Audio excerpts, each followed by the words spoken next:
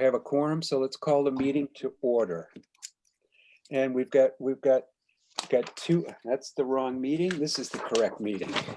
We got two items on the agenda, which would be the interview with the YD Red Sox, and shortly thereafter, the St. Patrick's Day Parade.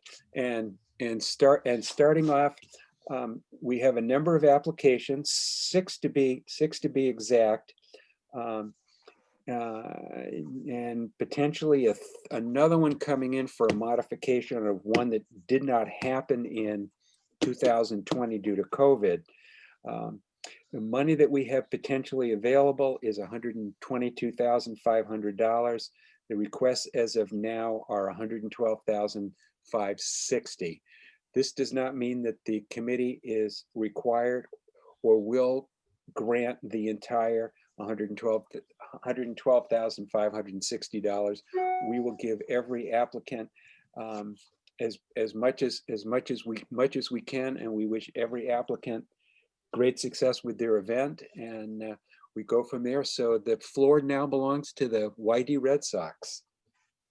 Thank you, all of you, and thank you for your time and for your consideration. We appreciate it. We had to come up with a plan independent really of this grant process.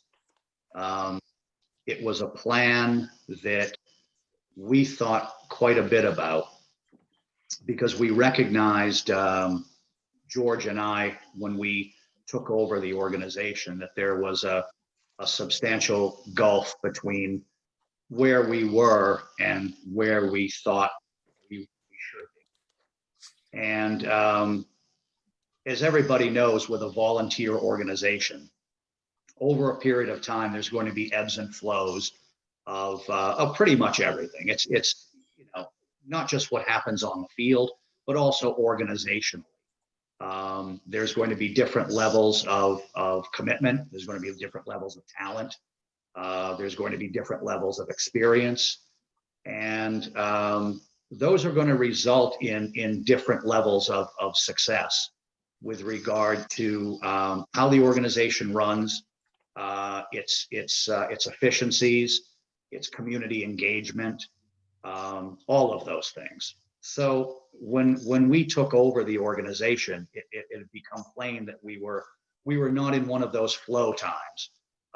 We felt as if we could do a lot more to engage with the community and to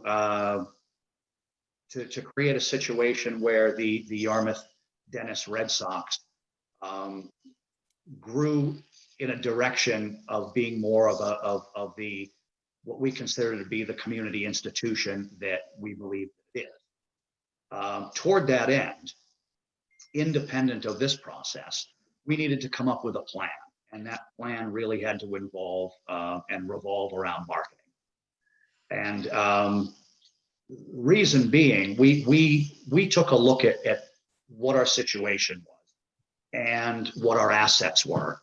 And I don't mean necessarily financial assets. I mean more that we felt with a fresh set of eyes that we had an enormous opportunity, that we probably have more houses that rent by the week in Yarmouth and Dennis than other teams could even dream of in the Cape Cod baseball. We probably have more hotels and motels and beds in those two towns combined than other teams have. So we felt that the cornerstone of our marketing really had to be in the area of tourists and tourism. That we felt that the highest ceiling really was to attract more tourists and bring more people out to the ball games, and to have those people make a YD Red Sox game part of the tapestry of their stay in Yarmouth, and part of what brings people back, and part of what really impresses them about their stay here in the local area.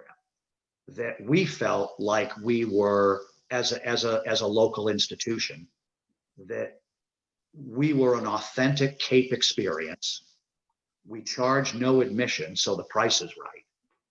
It's family friendly and family fun.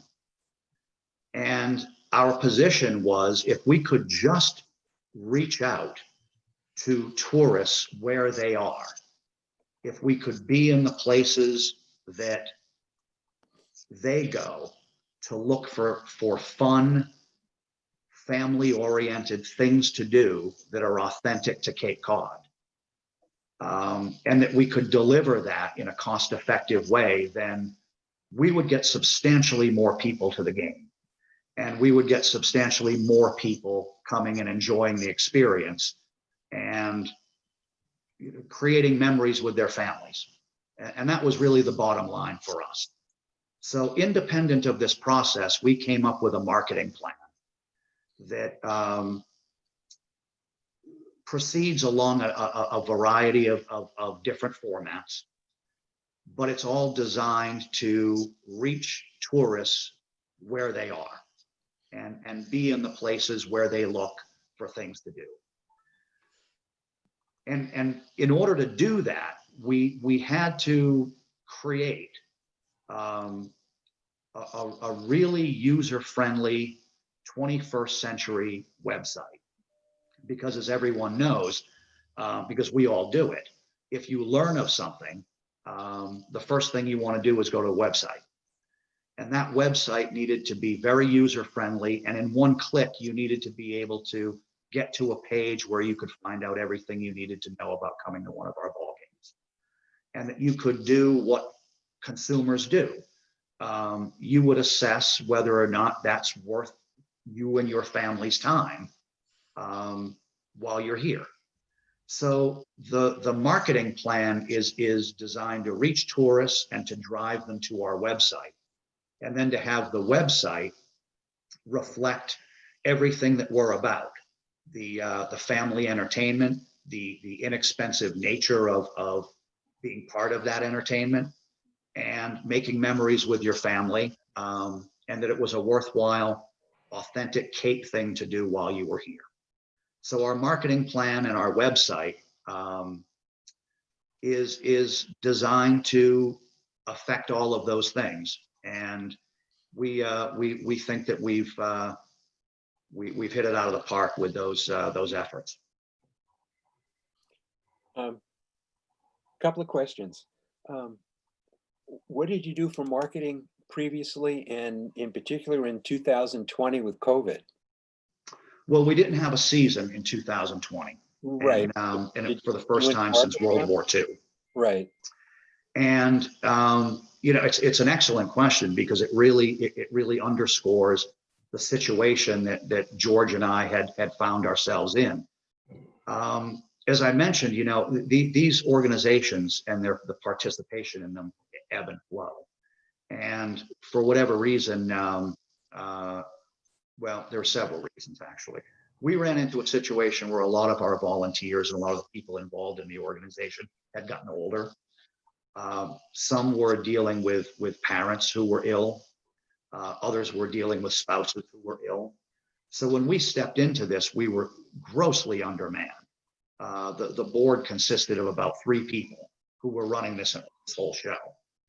That wasn't sustainable. So the first thing we did was to go out and recruit people. Part of the reason was because we realized that the small amount of people that we had just didn't allow for things like marketing to happen in any real, material, engaging way, because there just simply weren't the ideas to go out and execute it, and there weren't the bodies to go out and execute it. So over the past few years, the marketing effort really has declined, and I think that that came to us really as very, very clear sign that was the chief thing that we needed to address. So assuming that you're able to have a season in 2021, I think Right. your marketing plan that you've generated is very extensive and very good. Um, what is your relation with the rest of the league? Does the league give you support? Do you pay dues to the rest of the league, or how does that work? Well, fortunately for us, it kind of goes the other way. We don't get a lot of financial support from the league, but we also don't pay into it either. Okay. There are 10 teams, and the league, not us, but the league gets grants from people like Major League Baseball, the Yawkey Foundation, various sponsors, and that's what keeps the league up and Thanks, running. Mike. See you tomorrow. That's what keeps the league up and running and allows them to do their marketing and to promote the 10 organizations. The 10 organizations are by and large on their own, independent of the finances of the league, although the league will occasionally stipend us for things like field repairs or those types of things, but it's relatively nominal. Each of the organizations is on their own. Okay. Okay. I'm going to ask you a question that a sexist question here. Why are you only putting up posters in the men's room on Route 6?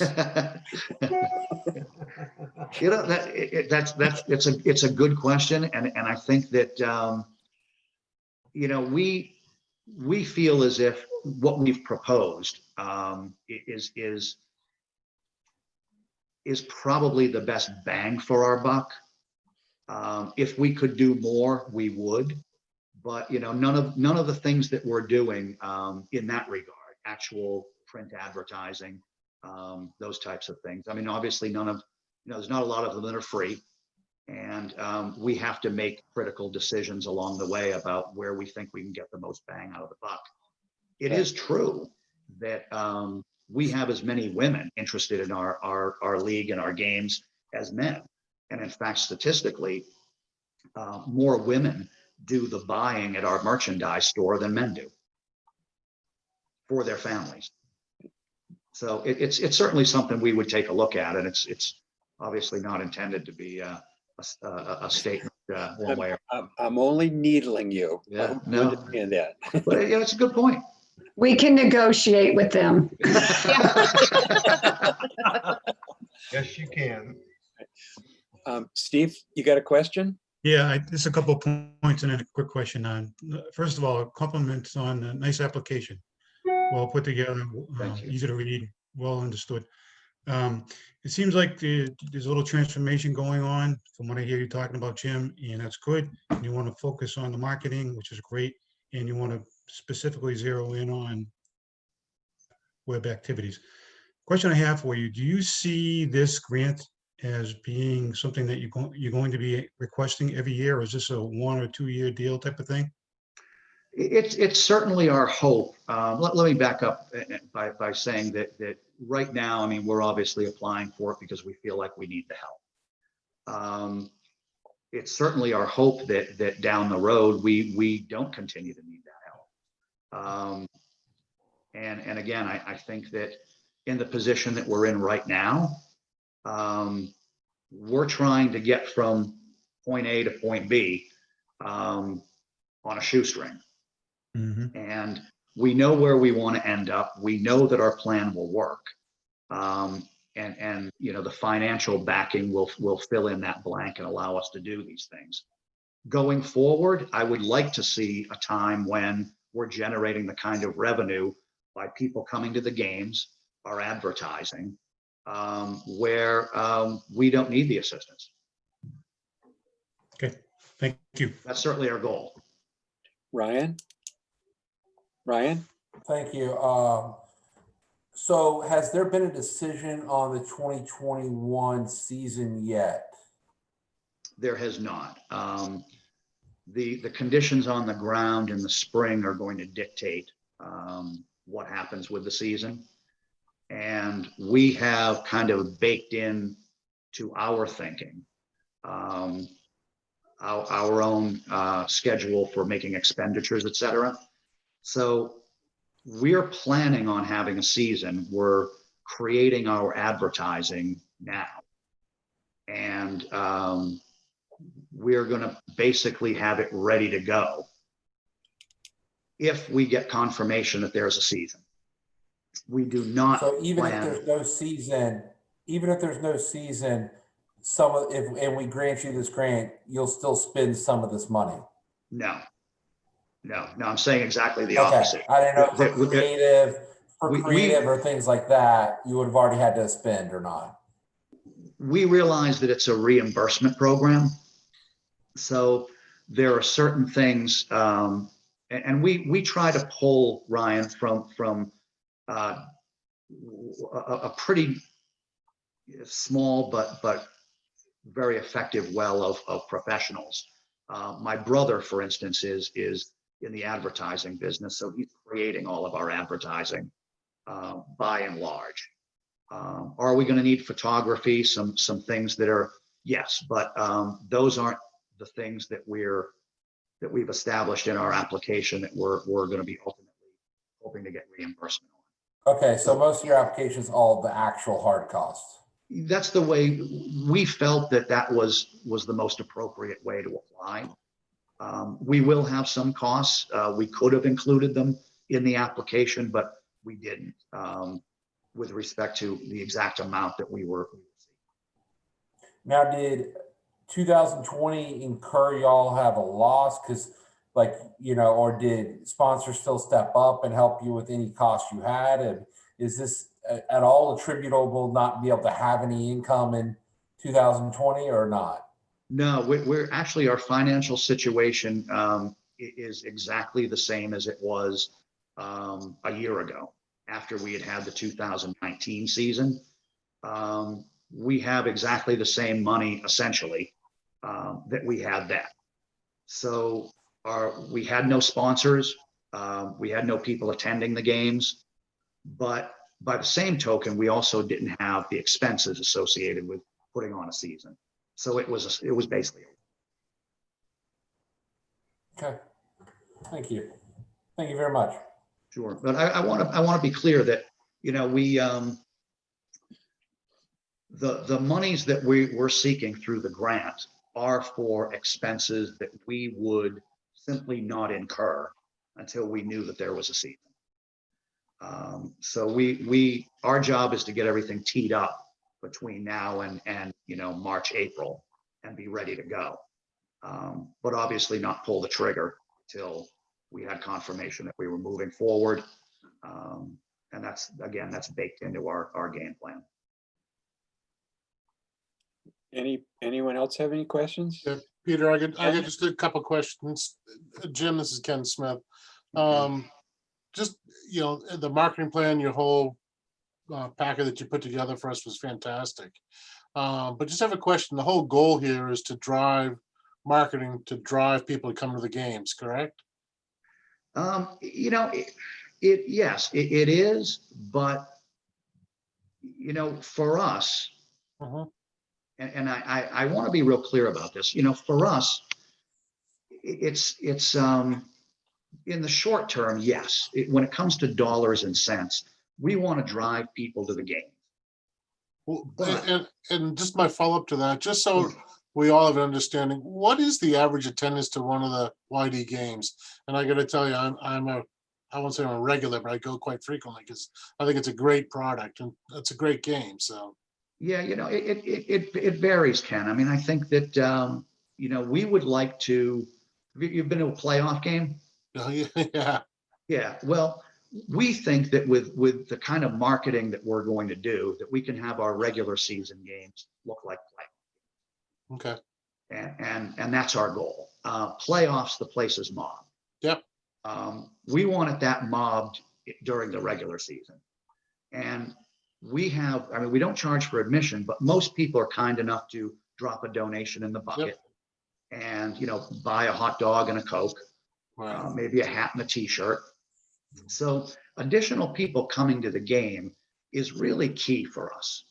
And you don't get them without marketing to them. There's so many different things competing for people's share of mind in this day and age. You've got to get out and reach them. You've got to get out and reach them, and you've got to show them in every way you know how that this is worth their time. This is worth coming to. And, you being a veteran of attending our games, you know that the product, it delivers. Yep. It's the kind of family thing that we want more people to come and enjoy. If you drive more people to the games, Jim, do you think parking's a constraint at YD? I don't understand the question. Repeat. Well, I mean, just you talked about the playoff games where people are on the lawns or all over the place. I mean, not just today's consumer. If you make things difficult on them, you get more people there and they got no place to park, they're going to just keep right on going. So We have a lot more capacity for, and again, I think the playoff games, it's an interesting scenario because we have local people that come to the games and they'll attend, one or two, but then they'll all come for the playoffs. right. That's why we get these gigantic numbers for the playoffs. So we know we can handle that capacity crowd. What we're missing is the people who are coming here on vacation. We need more of them Mhm. so that our regular season games look like our playoff games. And again, I think that if we can just reach them where they are, our product delivers. Don't disagree. Yeah, it seems one of the issues Thank you you. have is like you're not like Chatham, for instance, or Orleans, where every visitor in town sees the stadium and sees the field, right? I That's mean, right. in That's right. Chatham, the game's going on because it's in the middle of where all the tourists are. Yeah, and other teams have, they have relationships with their towns where, I think Katuitt hangs a banner over 28 for 10 weeks. It's difficult to miss. Every town has its own bylaws and what's acceptable and what's doable. So in that town, that they're able to do that. For us, I think that we represent such a vast area and we have so many people coming in that it really is incumbent upon us to really devise different ways to meet them where they are. And whether that's hitting them on the beach with a Facebook ad or hitting them with a print ad when they go to the men's room. We're willing to do all of it to make sure we hit them when they're here. And one of the things that, and I think it's instructive with respect to how we think about this plan is that I'm going from my own personal experience about how this works, because for years, my wife and I rented a house on Martha's Vineyard, and we always had the same routine. We would drive off of the ferry. We would pick up all the magazines at the Steamship Authority, and we would begin to plan out what we were going to do for that week or two.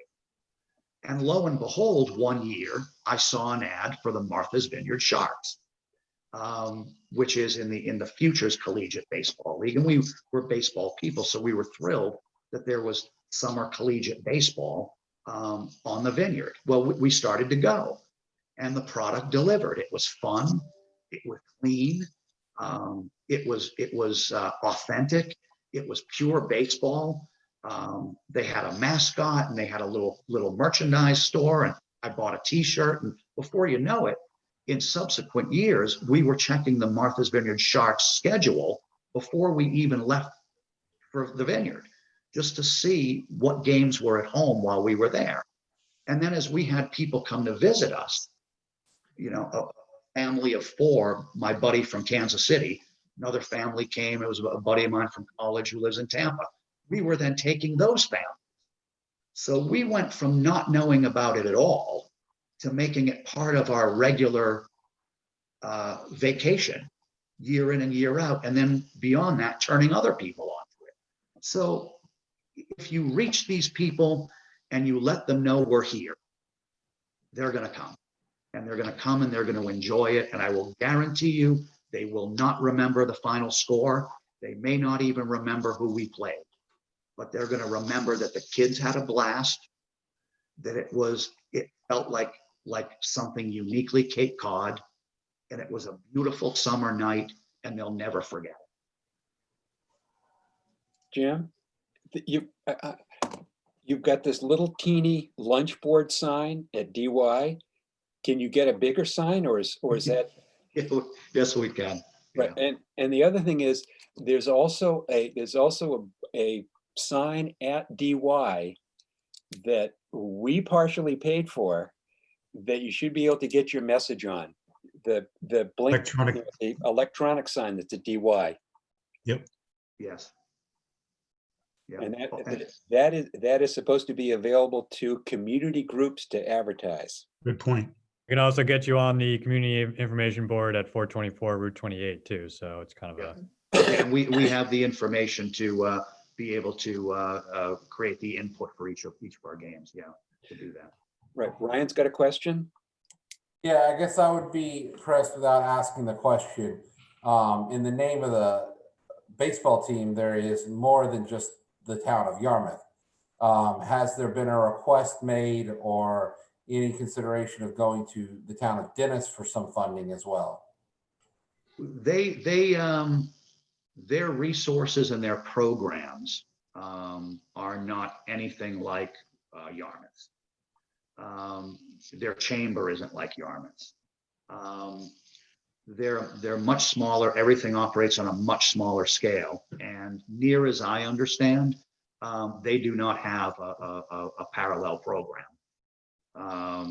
that deals specifically with what this grant does now. Also, I will say this, that while we do have the name of Dennis in our team name,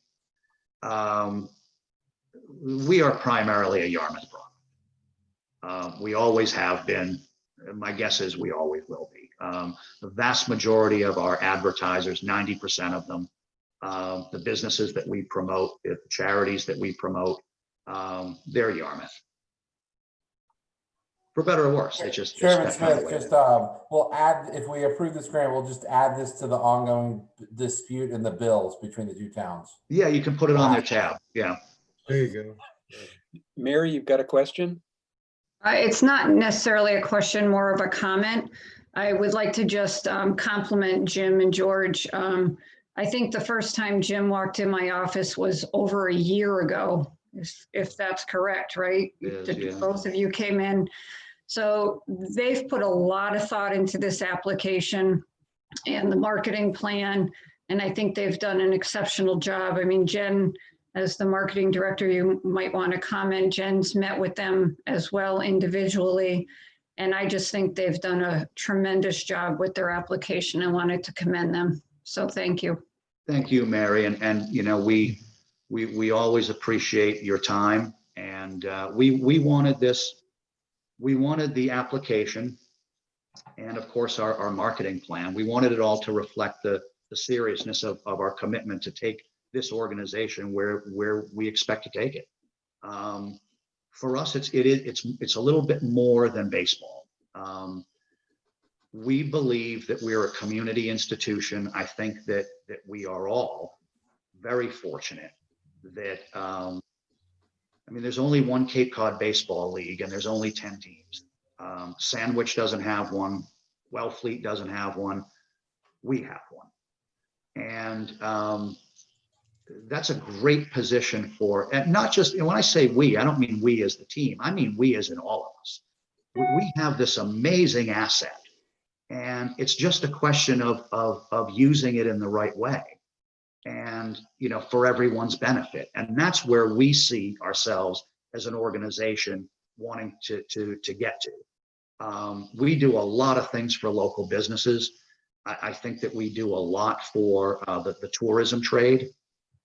But I also think that, you know, if we can consistently create the revenue that we think we can, and if we can execute our plans the way we hope to, it's really, and this is every single person in the organization feels the same way.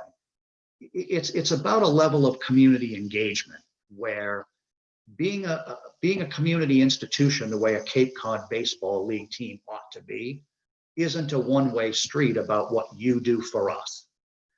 Being a community institution means that we're a partner in things with the town, that our success and the town's success and our success as a tourism industry, they're all the same thing. And we as an organization, every single person on the board wants to be part of an organization that is engaged in this community and has the resources to do more than, and even though we do a fair amount, there's always more we can do. There's always more disadvantaged kids that we can send to our baseball clinics. You know, there's always more kids that need scholarship. The kinds of things that we do, we can do more of. And that's the organization that we want to be. So we wanted what we did to reflect who we are. We wanted our submittal to reflect who we are. Any further questions? I just want to second what Mary just said. You know, I met with Jim and George twice over the last couple of months, and when they presented this marketing plan to me, I think it's one of the most robust and detailed plans I've seen since, you know, doing these interviews with you guys over the past few years. And I just appreciate them coming to the chamber and working with us. And, you know, we look forward to working with them. And, you know, you guys did a great job on your new website. It looks fabulous. So good job on all the hard work that you guys have done. And we look forward to working with you guys. We do as well. And yeah, piece by piece, we're checking off the boxes of all the things that we need to do. And the results really are there. And it's exciting. And we know where we're going to take this. And we're just so thrilled to do it. We're excited to do it. And we're excited to work with all of you. Any other questions? Yeah, Jack? I just had a comment. My first summer in Yarmouth was in 1957. And at that time, we were just starting a family and we had one little boy, and I made it a point to bring him when he was 2 years old. And while he was 2 years old, I had another boy born. And the following summer, I had another one. And they're still going to the games and bringing their children. And the one time that I went in 19 was the fact that my number 2 son, Edward, came down with his grandson. And I got to take my great-grandson to a game. And That's he's what it's 10 all years about. old now. And I gotta tell you, it's a great product, no question. That is what it's all about. There's something magical about baseball, and there's something special about baseball being played on the Cape in that Norman Rockwell setting. It's magic, and we just want to bring it to more people. Something special in that jelly donut hamburger too. So I hear, yes. And the car alarms going off as the foul balls go through the windshields. Yeah. There's nothing like it anywhere. There's nothing like it anywhere. It is a one of a kind thing. And again, we're excited about it because I think that the product is there, and we're going to get more people to come and enjoy it and have exactly the kind of memories, Jack, that you have, because that's the business we're in. Right. Fantastic. If there's no more questions, we need to move on to the St. Patrick's Day Parade. But Jim and George, thank you very much for your write-up and your information. Very well done and very much appreciated. My son volunteered for 2 summers, and I have had the jelly donut and hamburger on more than one occasion. Great, Once thank it's you. enough.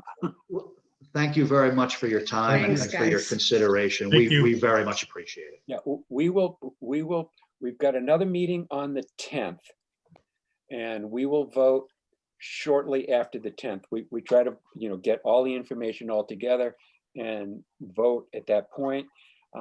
And assuming that you're approved, you'll hear from our good friend Kyle, who will let you know the dollar amount and the contract to be signed. That would be great. And if you need anything else from us, obviously let us know. Fantastic. Again, thank you. Thank you, folks. Thank you. Appreciate it. Thank you. Thank Hi, you. guys. Thank you. Thank you. Des, where'd you go? There you are. Des, can you hear us? Good, Turner's. I could hear you. Des, you all set? Peter, can you hear me? Yeah, we Yep. can hear you. Hear you now, Okay. yep. So how are you this evening? I'm actually very good, doing good. Right, did you, I don't know whether you were on when you heard my initial spiel, so I'll give it again. We've got 6 people who've requested money, 6 organizations requested money. One person who was not able to run an event last year has asked us for a consideration, so that'd be 7. The total funding that we have available is $122,500. Yep. The requests, not counting the person with the consideration from last year, is $112,560. That does Okay. not mean that we'll be able to give out the whole amount, but we will give out as much as we're able. Okay, And you've been to this rodeo before, so you know how it works. yes, yep. So it was great that you were able to have the event right before the shutdown. Good timing. It was 3 days before. We actually were the only, I think, one of the 3 or 4 parades to take place. There was none in Ireland.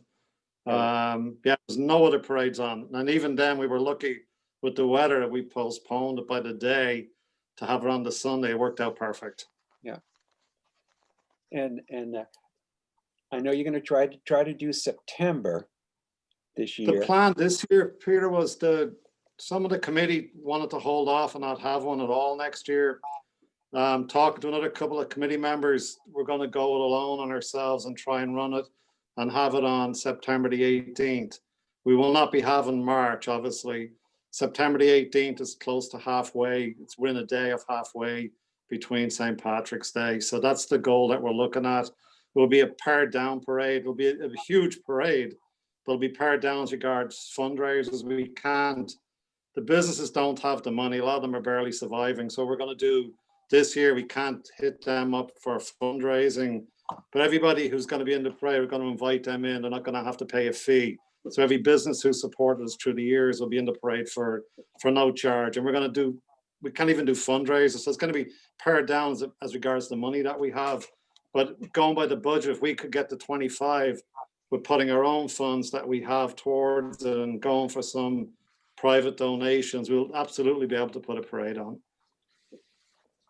I think the September 18th date is a good date. Sorry, yeah. Do you need to I'm take at that? work. Sorry, I'm not doing it from work. Sorry about that. Go ahead. My question is, and I got to turn on my light here. So, in your budget, I got 2 sets of numbers. Yep. And I'm a little confused. One of them shows in 2020 you had a profit of 18,605, and then the other one shows a loss of $74,000, and then the other set of numbers shows that in 2021 you think you're going to lose about $14,000, and then the other one shows you're going to lose. Yeah, we're going to lose. Going with the budget that I had done, separate from the person that does their treasurer. The budget this year, Peter, we could do it for $40,000 to $41,000. We could absolutely put a parade on. So the 41,000 is that the one that's hand printed, or the one that's Yeah. typed? The one that's done by hand, yeah. Yeah. That's yours, the one that's done by hand? It should be totaling up around, is it 39 to 40,000, Peter? That's the Yeah, one. 39,350 was expected total expenses. Yes, yep. That's the one, Peter. And expecting an income of $25,000, which would be your request from here. Correct, yes, yeah. So my quick question is then, how are you going to cover the 14 grand, or do you? We're close to that right now, Peter. Okay. And then with some private donations, we'll absolutely get it. We'll have no problem getting the money. Okay. No, I think the parade is a great event. I also happen to be Irish, so it's one of the most important things you would ever do. But Yep. And I know it was great that, again, you were able to do it in 2020. And again, I'm hoping that vaccines and stuff, so we have a decent summer. Ryan, you got a question? Yeah, so if you do this in September of 2020, and this may be too forward thinking of a question, are you going to come back and do it in, September 2021? If you come, are you going to come back and do one again in March 2022? And do you see Correct. that ability to be able to do it in that short amount of time? Correct. Our plan is to have it in September, and then also, Ryan, to have it back on track for March the following year. We're not going to skip a beat on this one. We're going to keep going. We're having a parade every year. Except in 2020. They had No, it- we had a parade. Oh, that's right. You did. Never mind. You did. Yes. That's right. Sorry. We did with the World War II veterans. We like 65,000 people showed up for it. We postponed it, Ryan, on the Saturday because of the bad weather, and then we had it on the next day on the Sunday. Yeah. Right before everything, right? Just before everything went into pandemic lockdown. Right. It was good timing. It was Yeah. like the last possible day you probably could. It was, and actually, I've talked about it with Tom. It looks like we're probably going to be bookmarking this pandemic. We're the only parade to go. We'll be the first one to be on in September. And having in September, it'll probably be bigger than we've ever had because of the amount of people that are on the Cape at that time of the year. They're going to come from all over the Cape to this parade. We have 10 months to promote it. We're going to do radio ads. We've cut back on all the other costs. A lot of the TV and radio will give us free advertising because they dealt with us for so long. Plus, it'll make good news. And going forward, I'd say we probably have 70 to 80,000 people showing up if we've got it in September. We'll probably get a lot of push. People want to do it every year at that time, but we're going to go back to the March parade the following year. I've got 3 bands committed already. We're already working on bands. If we get the go ahead with the funding, we'll absolutely, there's no issues having a parade.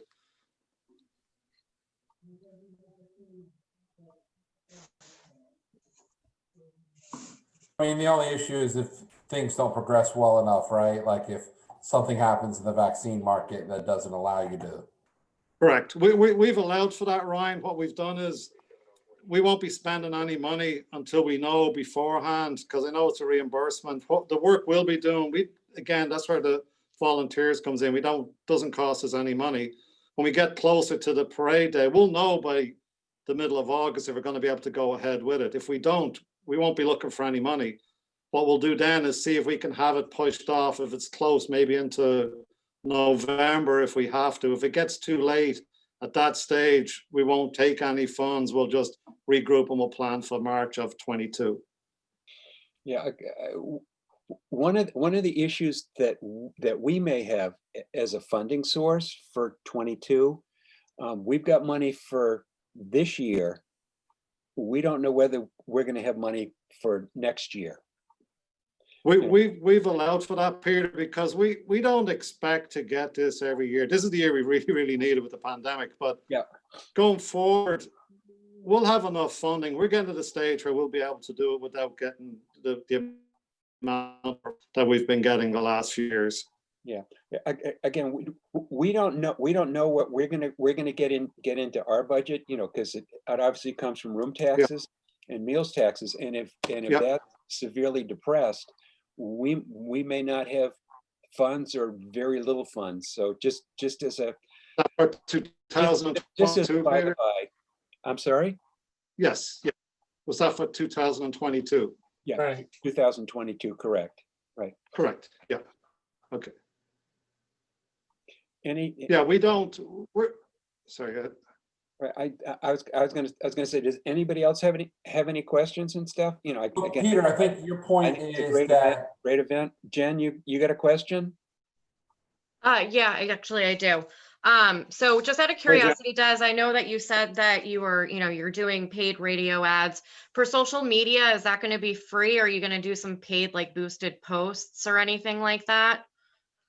What we do, Jen, we just built a brand new website, but we'll do our social media, and through the years we've built up a rapport with a lot of people in the media, so they give us a lot of free advertisement.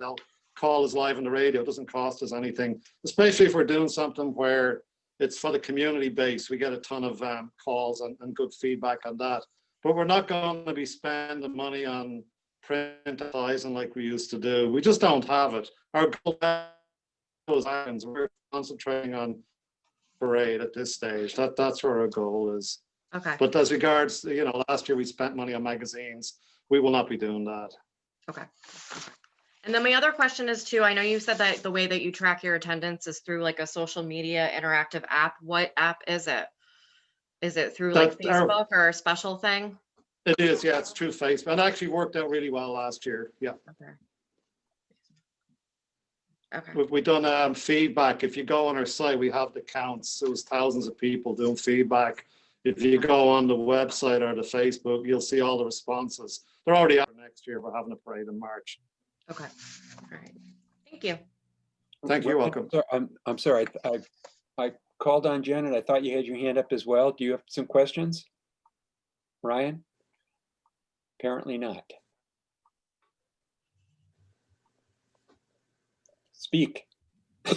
I'm fine. I'm good. Okay, you're all set then. Jack, any questions? Not really, it's a pretty known product. Ken? No, Jack just said what I was gonna say. Mary? I'm Part sorry. of the fun, when we're going through the figures, like it's for the insurance, and I keep coming back to the details, but we're taking off over 14,000 for the insurance and the details. So if we get to 25, we're left with about 10,800. We're going to make up the difference to bring in all the bands and pay for everything else. Yeah, again, I look at the 13 grand that you guys got to put out for police detail and Yeah. stuff. And not saying the safety is not important, it's just a lot of money Yes. and Yeah. a huge percentage of your budget and anybody else who does anything on the street. And that's why this year, Peter, of all the years, if we get less than 25,000, it's going to be tough for us to do the parade. We might have to just put it off to the following year if we can't get to that level, because it's not, we're really getting 10,800 because there's so much going on the details. Yeah. Steve, I'm sorry, you had your hand up? No, the question I wanted to ask, Officer, Steve. did I understand you to say that if you get the money from us that you are hoping to get, if there is a shortfall, you can make that up in police details? Did I understand that correctly? No. What I meant, Steve, was if we get to 25,000, 14,200 has gone on details and the insurance. We have to get insurance just for that, like one day to run the parade. So we're left with 10,800 to put on this massive parade. We've got our own funds we're putting towards it.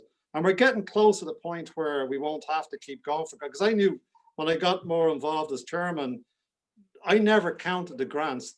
This is the year we really need the full amount.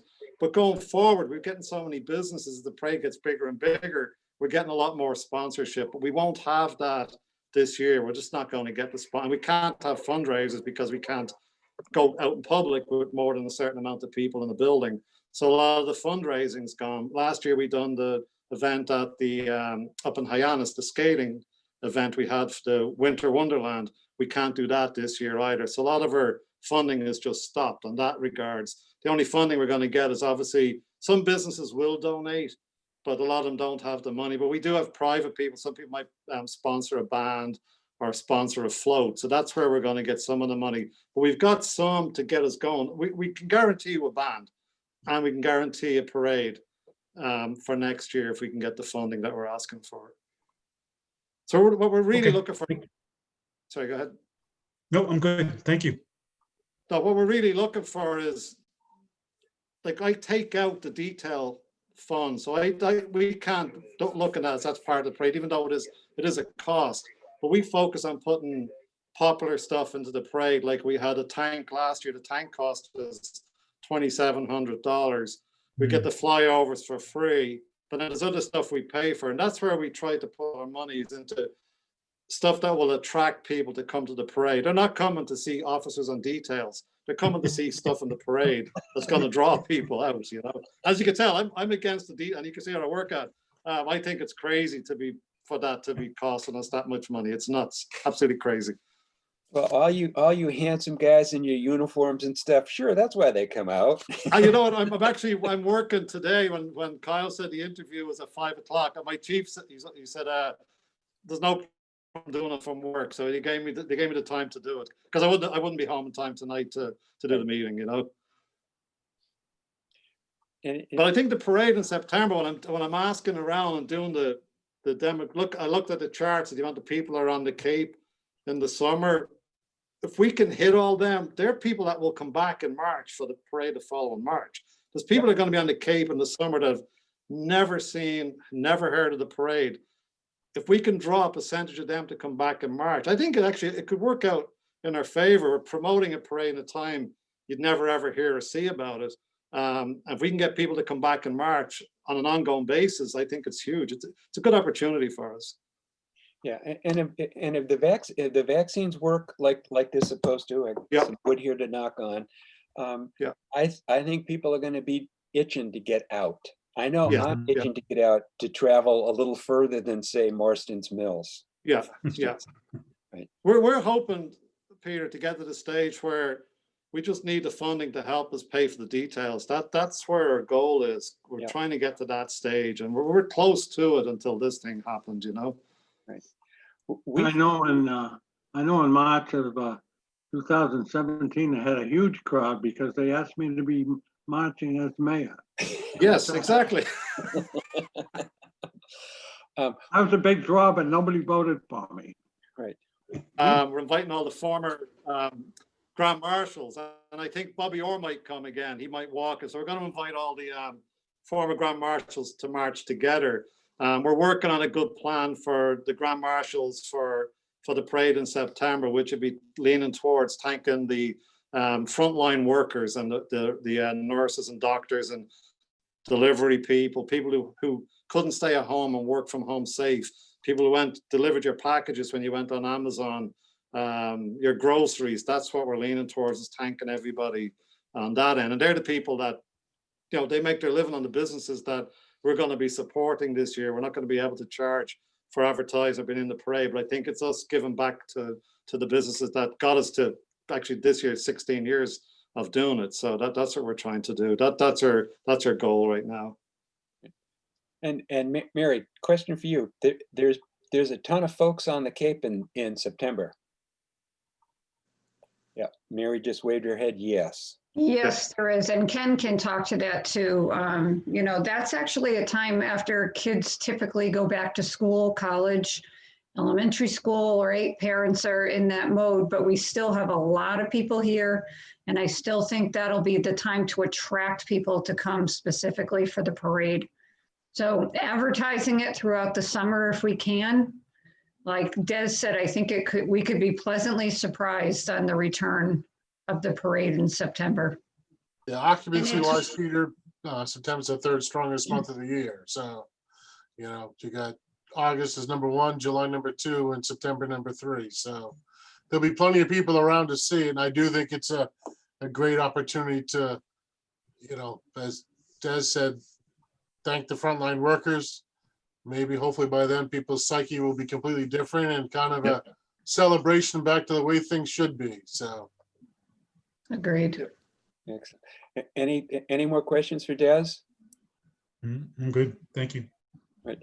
Des, I know you were on before, but I'll do the spiel again.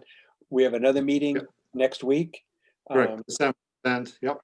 We will vote shortly thereafter, assuming that your grant is approved. You'll hear from Kyle with the contract and stuff, and we'll go from there. And okay, it's going to be a great parade in September.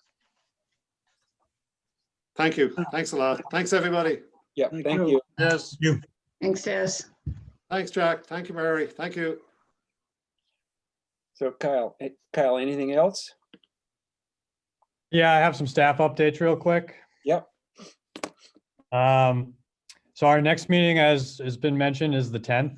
So the interviews for that meeting is going to be Paul Palooza, which I'll talk about after real quick at 4:30, the Americana concert at the Yarmouth New Church at 5 o'clock. And then I had Seaside Festival and Cultural Center scheduled for 5:30 and 6 o'clock. I'm not sure if you guys want to interview them because they're return events, with the whole COVID thing, there is kind of a new factor or new variables to consider.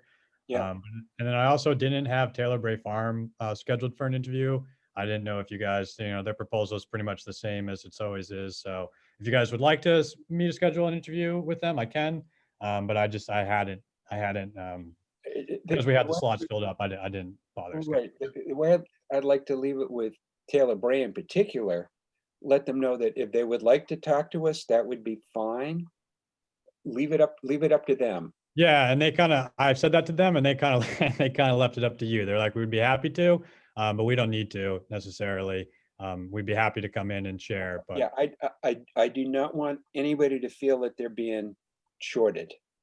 yeah, I don't think they will. They're fine. Not. Yeah, but, Kyle, I haven't looked at that application yet, because it's still, it was a ways away to look at.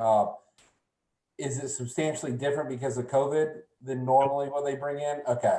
No, Ryan, it's the same pretty much. It's the same Okay. thing. Like, that's the only reason I'd want to see it, is if they're having to do something completely different. Yeah, and they're not. I think they're counting on COVID will be substantially over by June, so. I'll tell you this, I've spent more time at Taylor Bray Farm during COVID than ever before, because it's the place to go, that you can take the kids to actually have them do something during this time. Another thing to mention about the meeting on the 10th is that I'll unfortunately have to leave a little after 5:30. The town is going to be hosting a public forum that evening at 6 o'clock for the DHY Clean Waters Community Partnership, and I'm going to have to run the Zoom for that. It's a pretty important public forum, so I'll have to leave a little after 5:30. So with that being said, if you guys do want to interview the Seaside Festival and Cultural Center, I think you could do so. I'd have to leave at 5:30, but you guys. Can you leave the recording going, Kyle? Yeah, I could, make Peter the Zoom host, and you guys could keep going. So we could do it that way, or we could schedule Seaside and Cultural another day. Totally up to you guys. So Kyle, do you think that the CEDC should be represented at that meeting though as well, since we're talking about wastewater? I mean, it certainly won't hurt, but I mean, what they're talking about is they're not talking about whether or not to advance wastewater. They're talking about which route to take, Right, DHY or independent, right? So, I mean, the RAC has already weighed in with a memo. If you guys would like to, we can. But, I just hadn't thought of it. It's not on the agenda. Yeah, I just want to make sure that all the members are clear what the meeting Yeah, is, so that that's they like might. that's wanna- another consideration. If you wanted to attend that, that would be enough. I was wondering, Mr. Chairman, whether this committee should send a letter to them stating a position. I mean, I think we're 11 years too late. We should have done it in 2009. But at any rate, if you think that would be effective, send them a message from this committee. I think sending a message would be great, but we haven't really had a chance to debate what we would like to do as a committee. And it's not on the agenda tonight, so it's nothing that we can discuss this evening. Right. Kyle, are you there or you just froze?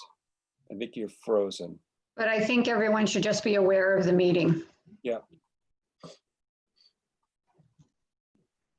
So, Peter? Steve, So back to what we're discussing, get to the wastewater thing in a minute.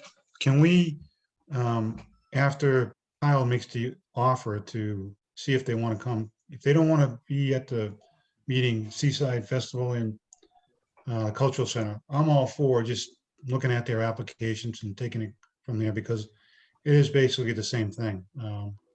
So I think we can get through the meeting quicker if we don't have to have them there. If they want to come and show their face and talk about the grant applications, fine, but they don't have to be there, in my opinion. We can move along quicker. Peter, just so you know, Kyle did just text me saying he's trying to get back in. Again, I just don't want anybody to feel slighted. I know, you make the outreach to them saying, here's the offer. If you don't feel obligated, you have to attend. And Hey, guys, with them understanding too, if they don't attend, doesn't mean it's a strike against them. Correct. Kyle, are you Hey, guys, just on the phone? yeah, can you hear me? Yep, can hear you just fine. Yeah, sorry about that. The internet just crapped out on me in town hall, because why would we need functioning Wi-Fi here, right? I just wondered whether we needed a new Zoom host or something like that, and someone who knows how to run it. Yeah, it's the same thing that happened when I'm running the Zoom meeting for the board of selectmen, and one of the computers just shuts off on us, and I look like the idiot, but in reality, it's the town doesn't have any proper software. But anyways, so I'm sorry, I missed that whole discussion. So what did you guys decide? The consensus seems to be if Seaside and the Cultural Center are not insulted, they don't need to come to the meeting to be interviewed. However, if they wish to Okay. be interviewed, we are glad to have them. All right, got it. Sounds But you know, good. I for one, I've read both their applications. There's not a whole lot of difference between what we've seen in the past. And you know, I think they're both really good events, and in the Cultural Center, a good annual event. All right, sounds good. And I only, So Kyle, the I only would question only I add have to that. Yep. I would only add to that, if they don't come to a meeting, doesn't mean that they're to be discredited at all with our grant or their yeah, funding request. won't be held against them in any way. Exactly. I got you. Yeah. I would say too, Kyle, that, you know, if they do have anything significant they think they should relate to us, they could do that through you. That doesn't mean they have to come to add additional information. I think it's important. Gotcha. Sounds good. Right. In the event that they would like to have an interview, how do you guys want to handle the fact that I'll have to leave at 5:30? We'll just have Peter take over the hosting. All right. That works. We can run it without you. That's not a problem. Yeah, I didn't think so. All right, that works. Go, Here. Mary. All right. So my other update on the Papalooza thing, I don't want to get into a big discussion on it tonight. I just kind of want to give you a little context, you know, because you guys will be discussing it with the applicant on the 10th. But their request, you know, they basically requested consideration for the $5,000 deposit that they lost for their event that they were planning last year. I do just want to note that the town would not be able to, you know, give them money for an event that didn't happen. Like, our finance department will not pay for an invoice, you know, for an event for services that weren't rendered. I mean, I think we all want to help out Papalooza. We all think it's a great event. I certainly do. But we'll probably have to think of a different way to help them out than just to give them back their $5,000 that they had to forfeit last year, unfortunately. They did. I would. Kevin, Kyle, I would. What was that? The $5,000? Yes, there was something like they had a contract that they spent for $5,000 and they weren't able to get a refund for it, which is unfortunate. But, and you know, it's very unfortunate. None of us want to hear that, but the town isn't in the business of charity. We can't just kind of make that up because we feel bad about it, you know. But we can certainly work with them. Stuff that we had approved for them to spend? Like, if it is and they spent it, how is that not a reimbursable expense? Because the event didn't happen, Ryan. We're paying They for didn't the hold an event. We're not necessarily paying for the. Yeah, and it's just also not fair to the other. If I could just finish my thought, it's just also just not fair to the other events that, you know, had to return theirs. Having said that, there is plenty we can do to work with them to, you know, come to an amicable solution that I think everybody will be happy with. Because they got in a written request for an extension before the deadline, I think you would have no problem considering their application, you know, past the November 1st deadline. And then another thing that, you know, Karen kind of suggested, which I thought wasn't a bad idea, is, you know, nothing says that you guys have to just do it all right now in December. You could certainly have a second round of funding, when Popalooza has more of an idea of whether or not their event is a go. And then the last thing I want to throw out is, to help out with an event like Popalooza, another avenue would be if they had any physical improvements that would help out their event that they need to purchase that, would also help out future events in Yarmouth. That'd be something that the committee could certainly fund, would be another way to help out the event. So I just kind of want to throw that out there to say, it's not as straightforward as, you unfortunately lost the $5,000 last year. We'll give it back to you. So I just kind of want to add that context. But like I said, we'll have a more robust discussion with the actual applicant on next meeting on the 10th. Mary? I was just going to say, moving forward for any funding that we approve this year, we might want to be very clear with all of our applicants that they should have disclosures with anyone they have a contract with that, their either contract can be canceled if their event can't go forward, or like some of our applicants said tonight, they're not going to make any commitments until they know they can do the event. That's pretty sleazy of the company that they signed a contract with. That was a billboard company, Ken. Well, you just Yeah. answered your own question with the answer, so. Yep. All right. All right. So some other staff updates.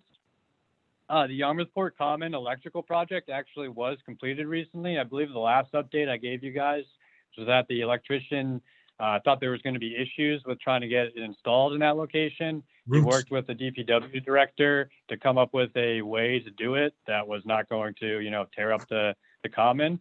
So it is good to go. Peter, you asked about the meter. The meter it needs to, be installed to officially kind of complete the project. But having said that, it is usable and can be used tonight. So you guys had some tree lighting. I think you needed to use it for tomorrow. You will be able to use it for that. Yeah. Yep, you should be able to use it for that. Right. And anyone who is not doing anything that's too exciting, at 1 o'clock, I'm meeting Mary at the Common, and we're going to decorate the tree. So if anybody needs to decorate a tree, Ken, I see a smile. We'll see you Oh, at 1 o'clock. Ken will be there. Perfect. What's going on with the tree lighting, Peter? Is it like a thing, or is it just quietly being done?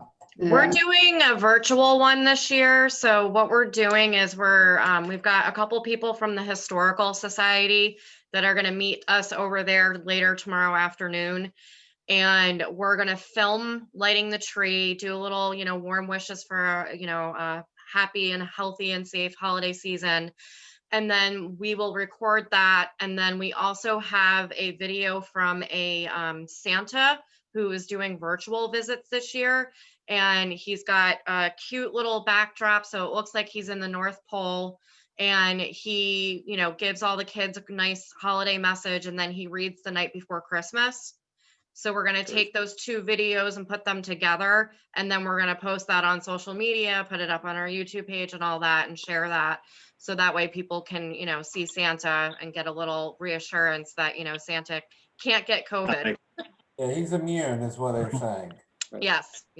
And so there won't be an actual tree lighting as in the past, but the weekend of, I think it's the weekend of around the Common, there is going to be a virtual sing-along hosted by the new church, a Zoom sing-along. So Ryan, I understand you've got a great baritone, so we would expect you to be singing.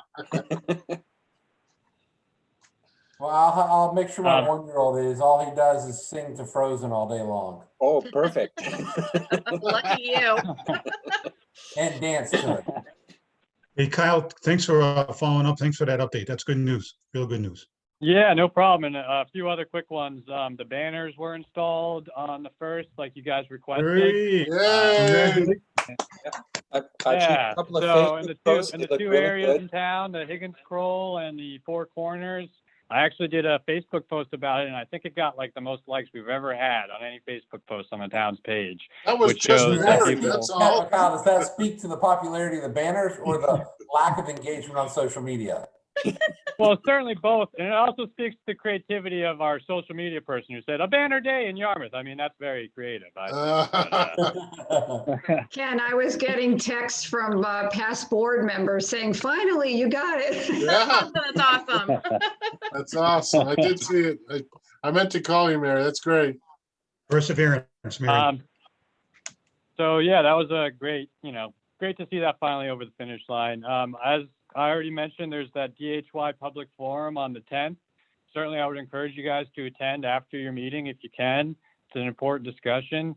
Basically what it boils down to is the Board of Selectmen are looking for some public input about whether or not to join DHY or to go Yarmouth only. DHY presents a lot of cost savings. And then the other thing that's beneficial about DHY is that you wouldn't have to locate the wastewater treatment facility in the town of Yarmouth, which would free up a lot of valuable municipal land. And who wants to smell a treatment plant anyways? So, I mean, I probably shouldn't be saying this, but from my perspective, it's a no-brainer to join DHY. But a lot of Doesn't it people, also open up additional state funding with going DHY? exactly, it definitely. So, I mean, why is there the- even, who's even beginning the discussion about going on your own? Yeah, it's a lot of people who want to control our own destiny is the phrase that you couple hear of a lot. select- We want to be able We're to trying to avoid a control school our own district destiny, fiasco, Ken. the problem with that argument is that Yarmouth still does essentially control its own destiny, even in DHY, because we're the majority stockholder essentially. But yeah, if you guys have a feeling about that, certainly attend the 10th. It's going to be an open public forum, and the Board of Selectmen are looking for feedback. So I'd encourage you to attend and have your thoughts heard. Well, Peter, Another update is that did we draft a letter, Peter, prior to the 10th from the CD, from our committee? As to whether we want to join or not join. Yeah. Um, But the chairman already questioned my comments about something that isn't on the agenda. Right, and I was about to make the same comment to you, Ken. It's not on the agenda, so I don't think it's appropriate for us to do it. Which brings up something here. Steve, I'm assuming you want to get reappointed? Yeah, sure. If you guys have me. Yeah. yeah, And- Steve's scheduled to be reappointed on the 15th. Okay, excellent. And then when we had the meeting with our new selectman, he sent me an email afterwards reminding us that we need to reread the what's the word I'm looking for, Kyle? The Conflict of interest and open meeting law. Yeah. Yep. Yeah, so we'll talk about that at the next meeting. I got that on the next agenda like you requested, Peter. Exactly. Although, now that I'm thinking There's about it. something in I should probably do particular that. he was referring to? I'm sorry, what? Is there something in particular he was referring to? No. No. It's supposed to be reviewed. It's supposed to be reviewed by everybody every 2 years, and it's Yeah. been more. Yeah, than there's 2 years. a certain training online you guys are supposed to take and stay up to date Training. for, so that's what Yeah. it's do. It's a Okay. no-fail exam in both cases, and then you print out a I'll certificate. I'll track down that information for you guys and send it to you via email, so we don't even have to take up, meeting time. You're just gonna need to, fill it out at your convenience, basically. Okay. Kyle, one thing about the sewer as well, to make everyone aware, it still has to go to election vote in May. I just point that out because Mashpee's vote passed overwhelmingly at town meeting. And then initially on election night, it looked like it had failed at a vote by 2 votes. And then in recount passed by like 20 votes. But it was still extremely close, even though town meeting was overwhelmingly in favor. So Must Yep, have been all very those good point. votes they trucked in from Pennsylvania that did it. That's a very good point. Mashpee Ryan, brought Rudy in yeah, for the very good recount point. to make sure that it passed. Yeah, that's a very good point. Yeah, so certainly that'll be an important election results. Another update is that Karen and I have a call scheduled for I believe it's gonna be well, we haven't heard back from him, but hopefully it's gonna be next Friday with Aaron Kaufman from Fifth Element to talk Oh, good. about how we can kind of amend the contract going forward, and maybe I can do a virtual tour with him, so he doesn't have to actually do the site visit to get us what we're looking for. But we're going to talk to him about that in further depth next week. So just wanted Hey, Kyle, to get that in. Yep. any chance that any one of us could be on that call with you guys? Yeah, Steve, I can talk to Karen. I don't see why not. We can get you. It seems like you might have the most interest in it. So would anyone have a problem with Steve being the person? Nope. Nope. No. Good. And then Kyle, you're right, looking Steve, into that revitalized downtown grant I forwarded you? Yeah, I am. I haven't been able to yet, but I will. Yes. Okay. Any further updates, Kyle? Yep. Hold on. I'm just writing that down. Okay, sorry. Ryan, do you have a specific spot you thought of in Yarmouth for that? No, I was just forwarded the grant program by someone else on the Yarmouth Finance Committee asking why, if Yarmouth was gonna do anything about this too, so I just made sure it got Okay. kept Kyle's hands. I'll forward it to you. Yeah, no, I already Yeah, have thank it. I looked at it. Okay. Thank you. And thanks for sending that along, Ryan.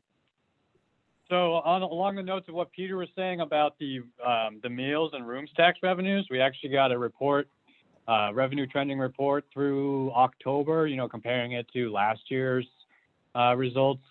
The meals tax is at 70%, so it's down. But the good news is that the rooms tax is 162% of what it was last year, so it's Wow. up. And obviously, that's all about the addition of the short-term rentals, but obviously very, very good news, especially in terms of your funding going forward. Yeah, so, That's good. so Des, it looks like we Um, might have money next Okay. year. We might not need Yeah. it. Yeah, for 22. Right. Be careful, Peter. I- I've been hearing that the Yarmouth Finance Committee had stars in their eyes when they saw I this. don't know. Peter, I can give you a quick Jack? update on what's going on at the commission. They have established a new, they call it a Climate Action Committee. Somehow or other, I ended up on it. But I decided I had some personal problems going on, and I did resign as vice chair of the commission, and they have a new vice chairman, I'm sorry. But I do intend to continue on with this term on the commission. I think it runs through 23. And they also have a new greenhouse gas inventory that they've just compiled. If anybody's interested in that. The Climate Action Committee, of course, is very anxious to try and cut down on greenhouse gases. I went out and bought an electric car. Perfect. Phew. Practice what you preach. Kyle, anything else? Just a couple other. I'm falling behind on the minutes, but I promise I'll catch up on those pretty soon. And then the last thing was Karen just wanted me to ask Mary if there's any update on the Christmas decorations around like Exit 7 and whatnot.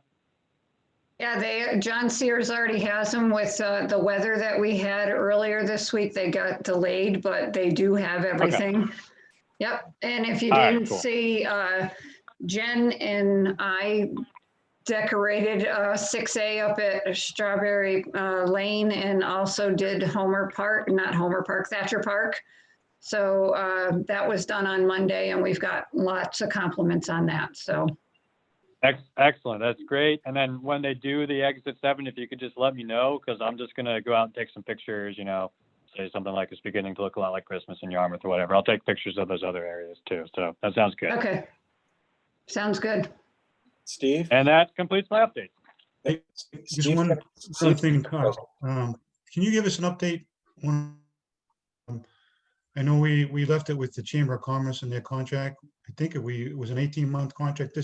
Where we stand and what we need to do on that to get that moving? Yeah, good question. I'll have to touch base with Karen on that. I'll get back to you on that. All right, So just so that you know, last that Jen and I heard, we had a meeting with Karen and Kyle back in October. And from what we understand, our proposals due on December 31st. I did reach out to Karen about a week and a half ago, just asking if we're writing the proposal to continue the contract or if there's any changes. Our office will be closed from December 23rd to January 3rd. So we're trying to get that done as soon as possible. Jen and I met today. We have lots of ideas, especially with COVID reopening, events being much different than what we've ever seen in the past, and lots of different and new ideas that we could be doing. So we're just waiting to hear back from Karen at this point. So thanks for asking, Steve. I appreciate that. No problem. Hey, Kyle. Yep. When is Dan's last day? That's a good question. I think it's in January, like early January, I want to say.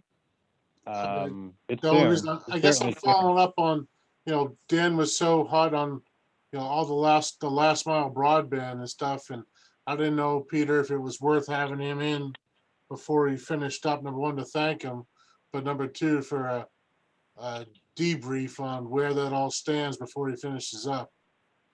That's a good idea. I'll certainly ask him if he's available and interested. And I can tell you that broadband is getting handed off to me, more or less. So I'm going to continue trying to keep that ball.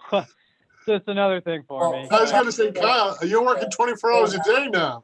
There's gonna be a lot of going left. Yeah, we got a call. We actually have a call tomorrow with Steve Johnson from Open Cape to talk about that. So, but yeah, it would be helpful to get Dan in to talk to you guys one more time. So I'll talk to him about that. Excellent, excellent. Anybody else have any questions? Any further updates? Hearing none. Mary, you want to? We adjourn.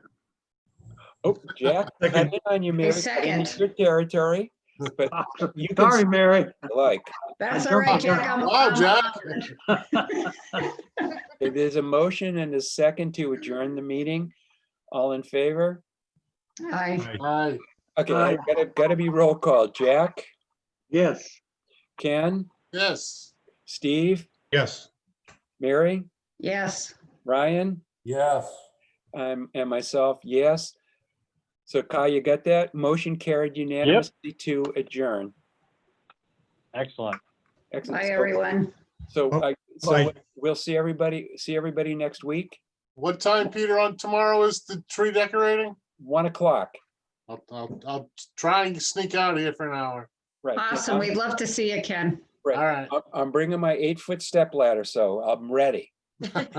Oh, just so you know, we just have 40 smaller bows that we're going to tie across around the tree. So hopefully it won't take us long. Okay. Excellent, excellent. Great. Again, thank you very much. We'll see some of you tomorrow and the rest of you next week. Thank you. Thank you. Yeah, bye-bye. Bye. Bye, guys. Bye.